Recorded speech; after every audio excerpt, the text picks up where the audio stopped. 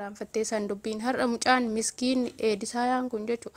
Rakkoo tana keessaa bahee ka duraan duruma isuun fuula isaa kana keessa laalaa waan nyaanni ruuhin nyaata siin nyaanne har'a isaa dabartee jennaan har'a namoomee jennaan mucayyoo tana nadhoo jijjiiruu jalqabee jechuudha. Durarraa isa beekna amma dhiyoo kana haraqee waliin qabamee jechuudha. Kuma diidama maaqabii maarreen narra qabame jedhee Dubaayii kana keessatti kadhataa ture. Nutu maallaqa walitti buuseetiin mucaa kana akka inni wanni irraa ka'u godhe takka wallaahi billaahi rasaasaan amane. Ijoolleen baalee namni lama keessa hin jiru wallaahi rabbiin haadha xiyyan nan galchin. Shamarran arsiitu isa gargaare mucaa kana gaafsan maaliif gargaarren? Galma dhugaa fa'a fidi isa waliin gargaarre aanolee fa'a fidi isa wajji gargaarre maaf gargaarre baale jenne gandumma jettee ijoolleen baale dhiiraa dhalaan hudduu hooqataa jala kana yaatee goota koo baga nyaatte itti muddi akkana godhi ka jettu gaafa inni akkasin rakkatee haraqee waliin isa qabanii birrii kuma dirhaama kuma diidama Dubaayii irra qaban san eessa jira inni eessa jirti ijoolleen baale taarra goota koo jettuun tun eessa dhumte eessa duutan maan gargaarin haaree kaarra jala kana yaatanii goota koo itti muddi maal godhetan aslan isin ijoolleen baale hattuu deeggaruudhaan tokkoffaa ani hin beeku baale keessatti hatuun salphina kan ta'ini kaan hin beeku nu amma mee fakkeenyaaf nu gaafa dheengadda mucaa eenyu kana kaawwini maallaqa irra wal dhaban san gaafsan ijoolleen arsii hafteen faamiin gadi baanii asirraa miidiyaan kun mul'us socho'ee haqa mucayyoo qixxee ilaalanii irraa fuudhan jechuun maqaan nu badadhanii gaafa suudii turiillee akkasitti ijoolleen asirraa iyyitee haqa mucayyoo irraa fuute ijoolleen baalee maaliif hannarra wal gargaartan sababimmaan ijoolleen baalee hannarra goota koo baga nyaate ammallee nyaadhu ammallee hati ammallee akkana godhi jedhaniif maali tokkoffaa lammaffaa gaafa dheengadda kuweetii kana keessatti intalli warraa wayii daqiiqaa sadiitti momaalee ulfoofte jedhanii haasaan ka'amma zinaa gootee ol baatee dubbatteedhaan ta'urra baalee nama 5,000 irratti ol baatee eenyu ta'u ulfoofte jedhee asliin gaafannaan aslii ana ulfaa'e ana garaa qaba ana ka ulfa garaa qabu ilma abbaa fakkaatu ana garaa qaba ka jettu sun halaalaani zinaadhaa bar mucaan illee baale mucattiin illee baale yoo arsii qofa ta'u maa zinaan isin dhaga'ama yoo arsii qofa ta'u haraamummaan maa isin dhaga'ama. Dheengadda mucayyoon sun nama meeqarratti anatu garaa qaba itti diqaalaa ittiin boonanii goota daqiiqaa sadii ilma abbaa fakkaatu ilma akkas ta'u isin silaa yooma arsii ta'u qofa safuu fi wanni hundi lafanaa ol kaati inshaallah safuun gannu cabsuu barbaadan kanaan gannu cabsuu barbaadan shamara arsii qofatu zinaa dalagamoo shamara arsii qofa safuu cabsa kijiba kun bakka hunda jira diqaalaa ulfooftee ka ji'a 8 gara baattee ana aslii ka ulfaayee jedhaan jirtu miidiyaa nama kuma meeqarratti gaafsammaa safuun ta'in gaafsammaa salphinnan ta'in bakka xiqqooma xurii wayii shamarran arsii irratti hin argine safuu jedhaa hudduu hooqataa yaatan jechuudha dhiiraa dhalaan goota keenya itti nuu muddi itti nuu cabse akkana nuu godhe asiin na baase achiin na kore achiin na fanniseettan jechuudha gaafa waan arsii xiqqoo dhaggeettan ijoolleen baalee jechuudha hannarra ka wal gargaartan mucaan kun gabbee ani sanyii waaqa guutuu ani sanyii Hajji Adam Saaddoo waraqaa liqimse icciitii liqimse maa Hajji Adam Saaddoo icciitii hannaa liqimse waaqa guutuu osoo haatu du'e maa wanni si waan akkana odeessitanii wal baatanii maa isa kanarra deeggartan maan balaaleffatina maa akka ijoolleen arsii lakkii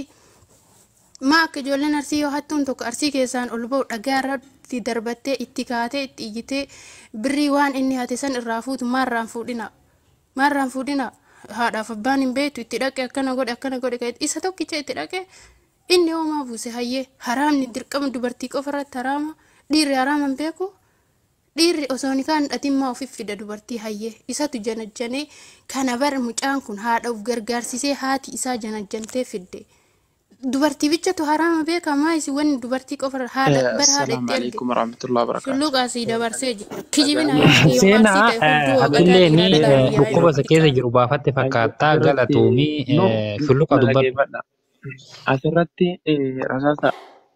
Asirratti wanni nu jedhaa jiru salmaa miti.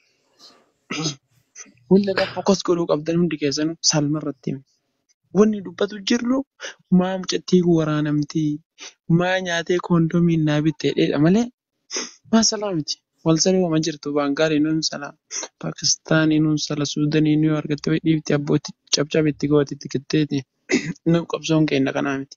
Haqni mucayyoo galuu haqni mucattii galuu mucaan rukutamu mucaan salamu halkanii guyyaa mucaa kana salamuu qaba akkanatti irraasamuun kunuyyuu ajandaan isaa ani waan natti tolu keessa ajandaan isaa akka addaan cinne kaayyoon keenya guddaa ajandaan isaa halkanii guyyaa manni hunda akka inni xiqqaatu xiqqaa guddaan akka inni hattuu ta'e akka beekallaa akkasi xiqqeessa Mucaa kana hattinnatiin na dhageeffadhu biyya keessaa biyya alaatirratti hattinnatiin leebdinnatiin diqqaadinnatiin akka namni hundi beeku nama kaayyoon keenya inni guddaan. Inni lammataa immoo warri hinaaftanii hirmaan moo maqaan isaa maali? Hirmaanitti hinaaftanii akkana taatanii maqaa isaatti nu godhu dabbo. Akkana guggubattanii hinaafaa isaan qabnu yoo Imraanii barbaade miti maqaan isaa samiirraa haa deemu. Taajuudha. Taajuddiin Ahmad Naatu maqaan isaa daldalatin Kadiyyaa nama shaba bira kan jira. qabdu dullattiin tun. Ijoollee sagaleen kee jiraa? Jira shulluqa. Rasaasa? Dooktoriin jira. Diimaa argaa. Jira shulluqa. Urba. Sagaleen jira shulluqa. Deeme fakkaata shulluqa sagaleen deeme. Warroonni amma asirra jiru kun deeggartoota intalaati. Deeggartoonni gurballee erga daame. Koko sagaleen kee jiraa mi rasaasa? Deeggartoonni gurballee erga daa seenaa jiran wanni kun baay'ee rakkisaadha. Amma kun deeggartoota intalaa bichaa warra asirra jiru kun. Sagaleen kee jiraa? Sagaleen kee jiraa? Shulluqa hin jira shabakaan xiqqoo si rakkisaa jira malee. Yaa shabakaa rakkoon qabu. Kan shabakaa rakkoon qabu dhugaatiin na barbaanne shabakaallee dhara godhaa bara. Isa bitee harka keessaa qaba. Imraan harka keessaa qaba shabakaa kiyyallee. Kanaafuu rakkoota kan qabu shabakaan kiyya dideefillee qabsoo isaa hin dhiisu. Abidin akka du'e qabrii kiyya seenutti qabsoo isaa hin dhiisu jechuudha. Shabakaallee yoo dhabe qabrima keessatti illee waa'ee faanaa shabakaadhaan hin dhiifamtu jechuudha. Dubbiin jajjabduu bara waan qoosaatii miti. Sila kana ta'eef warri gandummaatti illee galchitan yoo barbaaddan gandummaa keessan galabbataa ol garagalchaas sala. Nuchee akkoo teessanii keessatti tumaa salaa yoo barbaaddan gandummaan teessanii illee warri gandummaa ittannaa alatullaahi aleeka. Ajooyitoota hudduu dhiiga. Salaa gandummaa keessa walitti qabaate na alatullaahi aleeka. Odoo walitti tuuqaate wal fixxe.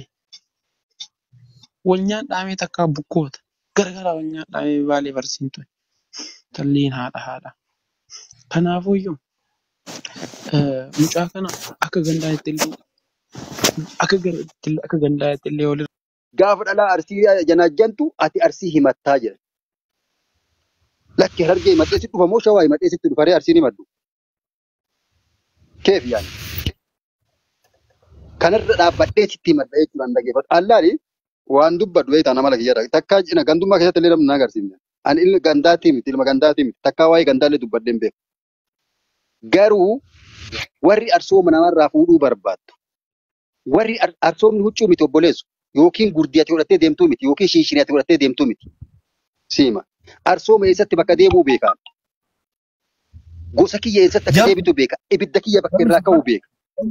Jamsi wanti na ajaa'ibu barane fakkeenyaaf anaa mucattii wal jaalanne walitti darbine addaan linne assalaamu alaikum waggaa tokkoof ji'a shan arsii baale jinni jaanka shunu wanni akkas jedhamu tokkollee jiru laal jamsi la dhimma nama lamaanii nama lama wal jaalate namni lama wal jaalate addaan linne kalas kanumarraa dubbachuu barbaade kun kanumarraa dubbachuu barbaade. dhagaa muka laga taruuf tokkollee jiru kalas wallahi Amma na ajaa'ibu. maal jedha dhageeffadhu. Amaraan ina kun as keessa jira. Sabboonaan namni kabaju keessa jira. Amaraan mucattii tanaan alatti namni beeku hin jiru. Haga huccuun tun natti itti aantu namni huccuun tun natti aantu namni walitti aanee ijoollee tan lamaan qofa. Amaraan yoo rabbi sodaate mallaqa isiin deebisaaf yoo qabaatte.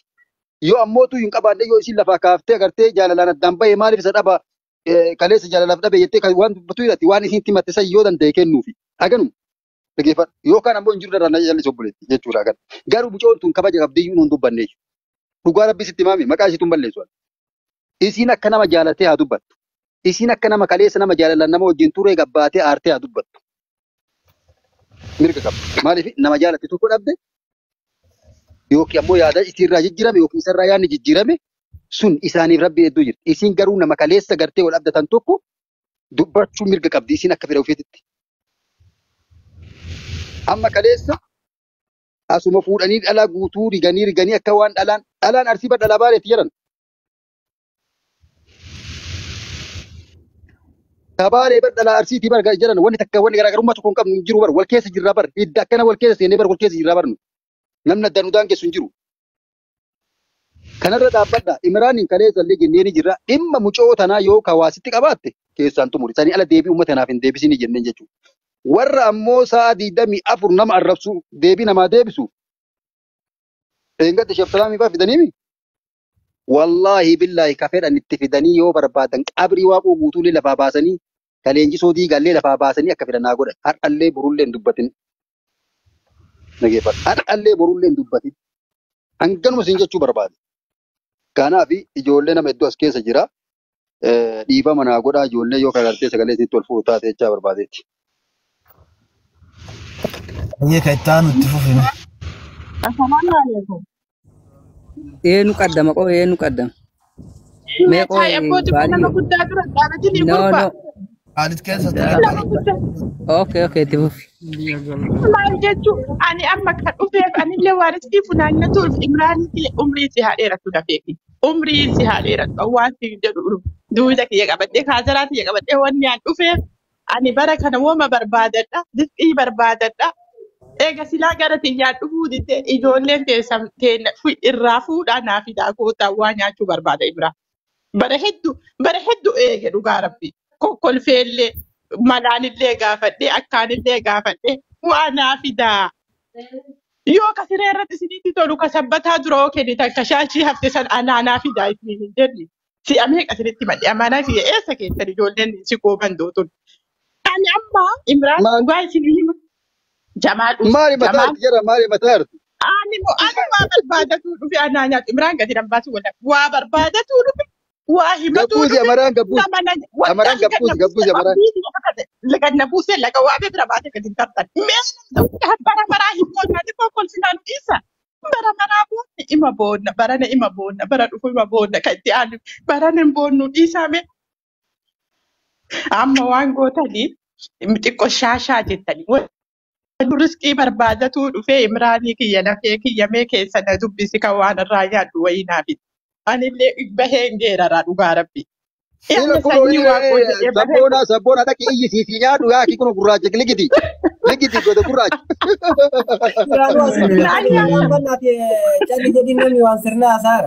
Waan sirna okay yaa sirna haasaa Kanaaf illee baadii yoomee tuni dhugaadha waan kanatu waan qallaadha miti namatu arrabsamuu jira nama hedduutti miidhamuu jira nama lama namni hedduutti miidhamaa jira.